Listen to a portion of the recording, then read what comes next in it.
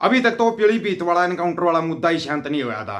DGP गौरव गुप्ता साहब तो और भी बड़ी लिस्ट लेकर आ गए, और बड़ी लिस्ट, जिनके मतलब काका ताऊ बाप दादा, जिनकी चार चार पीढ़ियां आर्मी के अंदर रही है, अब ये उनको भी ऐसे घोषित करेंगे। मैंने तो पहले ही कहा था जो पीलीभीत में होया, देखना गरीब परिवार के बच्चे निकलेंगे, गरीब परिवार के बच्चे, और वही निकलिया। लेकिन अब जो ये लिस्ट बना रहे हैं आर्मी वाले के बच्चों की लिस्ट बना रहे हैं, जो खुद यूके की आर्मी के अंदर है, एक युवा, पंजाब का युवा यूके की आर्मी के अंदर है, और जिसने की उस जगह पे नौकरी की है जहां पर इनको एक बार भेज के देखो, अगर ये वापिस आ जाए तो गारंटी वहां पे नौकरी करने वाले को भी अब ये उसको बनाना चाह रहे हैं। क्या ये जो शब्द बोले ना, खालिस्तानी आतंकवादी, वो बनाना चाह रहे हैं। गौरव गुप्ता साहब, आपने सबसे पहले एक बयान दिया था सिद्धू मूसेवाला के मर्डर के बाद, एक बयान आपको याद हो तो, पंजाब पुलिस के डीजीपी गौरव गुप्ता का बयान था कि जो लॉरेंस बिश्नोई का इंटरव्यू था, पंजाब की जेल से नहीं होया।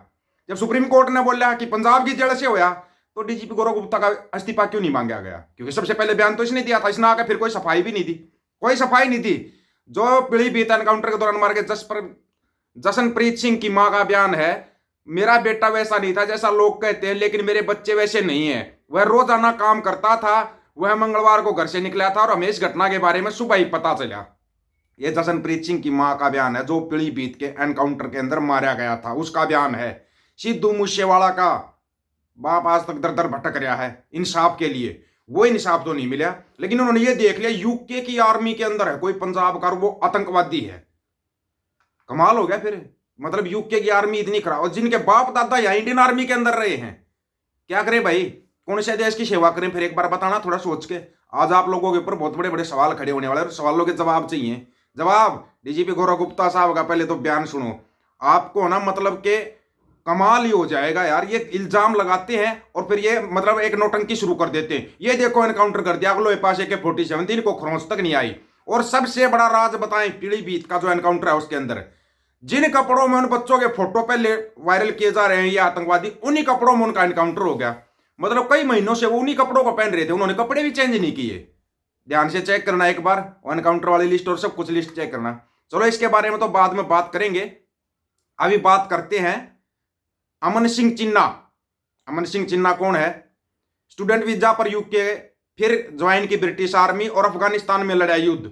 अब पंजाब पुलिस के रडार पर है, पंजाब पुलिस के रडार पर। वैसे पंजाब पुलिस का रडार आप सबको पता है। KZF के रणजीत सिंह नीता माडुल की जांच में पंजाब पुलिस को ब्रिटिश सेना के एक सिख सैनिक पर संदेह है, संदेह होता है इनको, वह अफगानिस्तान में सेवा दे चुका है, और अब संदेह है कि पंजाब में पुलिस स्टेशनों पर हाल ही में हुए ग्रेनेड हमलों के पीछे उसका ही हाथ है। कभी भैयों का भी हाथ चेक किया क्या? कभी ये चेक किया रानीपोर्ट पे इतनी ड्रग्स उतरती है? कभी बोला कहीं किसी का बयान आया? नहीं आया।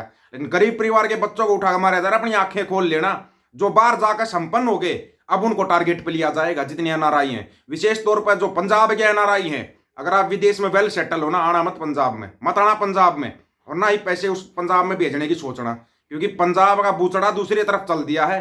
ये बुचड़ा गाहन कराएगा बहुत बड़ा। पीलीभीत में KZF माडुल के 3 सदस्यों के मारे जाने के बाद पंजाब के डीजीपी गौरव यादव ने, देखना है गौरव यादव कहां पे बोल रहा है, ट्विटर पर एक पोस्ट में ब्रिटिश सेना के सैनिक की पहचान जगजीत सिंह के रूप में की, जिसे फतेह सिंह बागी के नाम से जाना जाता है। मतलब जो बागी वही आतंकवादी खालिस्तानी, जो भी बागी हो जाता है, जो मतलब सरकार के खिलाफ आवाज उठा देता है वही आतंकवादी हो जाता है, वही देशद्रोही। तुमने तो टीमा के ऊपर भी, तजिंदरपाल सिंह टीमा पर तुमने इल्जाम लगाया था देशद्रोह का, सुप्रीम कोर्ट बोला इस पर लगता ही नहीं, वो देशद्रोह का हटा दिया। अमृतपाल सिंह याद आया होगा? नहीं याद आया, आएगा बताएंगे। वरिष्ठ पुलिस अधिकारी के अनुसार जांच से पता चला जगजीत सिंह भारत की आर्मी फैमिली से आता है। अच्छा, भारत की आर्मी फैमिली से आता है, जिनकी जड़ें पंजाब के तरन जिले से है में है। उसके दादा, पिता और भाई सहित कई रिश्तेदार भारतीय सेना में सेवा दे चुके हैं, और उसको ये आतंकवादी घोषित करना चाह रहे हैं अब, जिसके दादा, पिता, भाई, चाचा सब इंडियन आर्मी में सेवा दे चुके हैं। क्या किसी का दिल करेगा फिर सेवा देने का? आए जनरल साहब एक सिंह यादव नहीं आए? जनरल साहब एक सिंह के साथ जो किया था, सेम वही कहानी शुरू कर दी ना। आपको इतने महीने पहले बोलने लगा था मैं कि इनसे बच जाना, बच जाना, बच जाना, लेकिन नहीं, बचना तो दूर की बात है, लोग बोलने से भी कतराने लगे। बोलने से, बोलना दूर गया, वीडियो शेयर करने ही कह दो, उसमें भी इनकी उंगलियां कांपने लगी अब। हाँ, और कर देंगे, अब दूसरे वीडियो दबा के शेयर करेंगे। भेजना अभी मेरे पास कोई वीडियो, बताते हैं उसके बाद। एक वरिष्ठ अधिकारी ने इंडियन एक्सप्रेस को बताया, हम इस बात से क्लियर है कि जगजीत सिंह एक समय में ब्रिटिश सेना में सेवारत था, लेकिन ब्रिटिश अधिकारियों से अभी यह पता लगाना बाकी है कि वह अभी भी सेवा में है या नहीं। आमतौर पर हमें इस तरह की पूछताछ पर विदेशी एजेंसियों से सकारात्मक प्रतिक्रिया नहीं मिलती, क्योंकि वे किसी भी ऐसे नागरिक की संलिप्तता से इनकार करते हैं जो सरकारी एजेंसी में काम कर रहा हो। डीजीपी यादव ने अपने पोस्ट में जगजीत सिंह को यूके में रहने वाला और ब्रिटिश सेना में सेवारत बताया। सूत्रों ने बताया जगजीत सिंह करीब 10 साल पहले स्टूडेंट वीजा पर ब्रिटेन गया था और फिर वहां उसने सॉफ्टवेयर इंजीनियर की डिग्री पूरी की। उसके बाद वह ब्रिटिश सेना में सैनिक के रूप में भर्ती हुआ।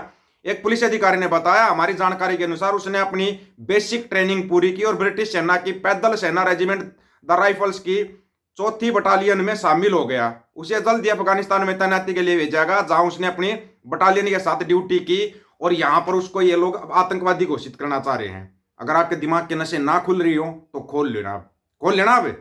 पुलिस ने ये जो पहले आए थे ना सुमेध सैनी बरगेर, वो आए थे, अब ये गौरव यादव है। सुमेध सैनी की याद आ जाएगी, डीजीपी गौरव यादव के बयान देख लिया करो आपको सुमेध सैनी याद आएगा। किसी ने नहीं देखा हुआ ना सुमेध सैनी, जो बादल लेकर आए थे सुमेध सैनी, जो पंजाब के युवाओं का घाण कराया था। अब ये बुच्चड़ी गौरव यादव को लेके आया है, इसके कारण अब पंजाब के युवाओं का घाण करवाएगा। ये ना जगह जगह पर लंगर लगाना, बिल्कुल देखो अच्छी चीजें लगाना हम ये नहीं कहते, लेकिन लगाना छोड़ दो। अपने जो गरीब बच्चे हैं उनकी तरफ ध्यान दो। ऐसा गायब किया जाएगा समझ में नहीं आएगा किसी की में, ऐसा गायब करेंगे ये। अब इन्होंने चाल चल दी है।